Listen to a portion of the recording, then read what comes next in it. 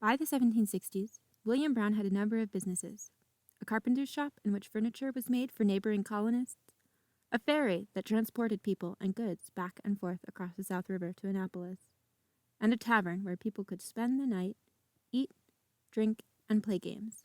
Sall and Elizabeth were two girls who lived and worked here. They had very different experiences of life in Brown's Tavern. We have no surviving portraits of either girl, so we have chosen to represent them with this portrait of a different household. Elizabeth was William and Susanna Brown's second child. She and her 5 siblings were young when the tavern was being built. When she was around 12 years old, the tavern opened and the family moved into the top floor. Elizabeth's brother was sent off for a fancy and expensive education in Scotland when he was just 10 years old. Elizabeth and her 4 sisters did not get such a good education. However, it is very likely that they learned to help their mother manage the tavern. William Brown had so many different businesses, we think his wife Susanna was in charge of the tavern. In the colonial era, it was common for women to run taverns because it was similar to the task of running a household. While there was more to cook, more to clean, and more laundry to attend to, women were already expected to manage those household chores. Elizabeth might also have learned how to read, write, and do simple math in order to help keep accounts for the tavern. In 1760, when Elizabeth was 12, an enslaved girl named Sall was around 10 years old.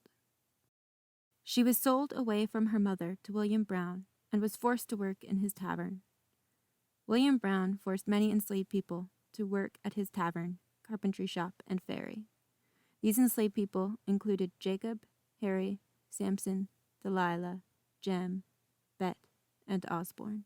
William Brown spent so much money on the outside of the building, he didn't have the money to finish making the inside look nice, so he asked for a loan from a local businessman named James Dick.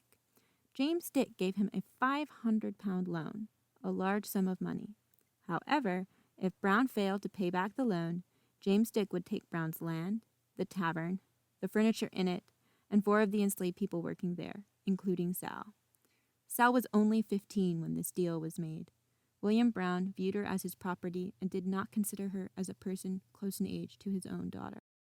The center of the tavern was the main room. Travelers and people from the community gathered together and enjoyed themselves. Elizabeth and Sall would have had very different experiences in this space. Elizabeth would have eaten here, played games, and talked to guests. Sall would have also been in this room frequently throughout the day, but she would not have experienced this room in the same way as the tavern guests or Elizabeth. Sall would have been forced to serve people food, clean up after them, lay the fires, and mop the floors. She would not have been allowed to participate in the pleasures of this room. Sall probably spent most of her time downstairs in the working quarters of the house. This is where the kitchen is. They have a hearth, but no stove, oven, or microwave. There is no sink or running water, but there is a basin. Sall would have had to walk to the well over and over again throughout the day to ensure that there was enough water for the mopping, dishes, laundry, cooking, and bathing. While Elizabeth or her mother might have made decisions about what food would be made that day, they would not be the people making the food.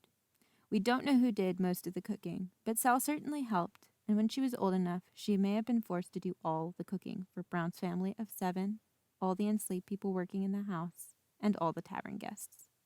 While Sall was forced to do many difficult things and denied her freedom, there were ways that she could resist her enslavers. She could purposefully do a bad job doing the work she was required to do. If she were cooking, she could have burned the food, made it too spicy, or sent it up to guests when it was cold and unpleasant.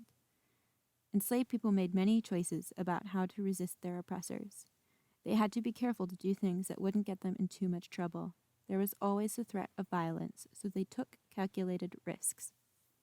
Sall would have slept in this room off the kitchen. All the enslaved people would have been forced to squeeze into this room together. The conditions are damp and uncomfortable, with rough mattresses on the floor and old blankets.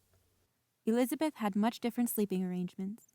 Susanna and William Brown slept in a bedroom like this one.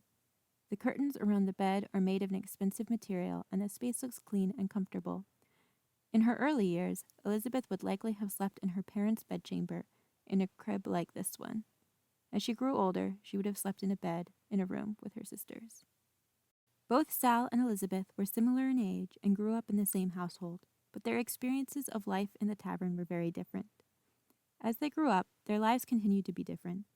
Elizabeth got married and left to set up a house of her own. Sall remained at the tavern for several more years. Unfortunately, William Brown could not pay back the £500 loan from James Dick, and to settle his debts, he auctioned off Sall, along with the other enslaved people, the furnishings, and the tavern building. Despite being a person with her own hopes, dreams, and desires, Sall was treated as property. We wanted to share the stories of Sall and Elizabeth to show you how incredibly different life could be for two people in the same household during the colonial era. Though they shared many of the same spaces and were part of the same household, the lives of Sall and Elizabeth could not have been more different. Their stories serve as an example of just how varied people's experiences in the colonial era could be.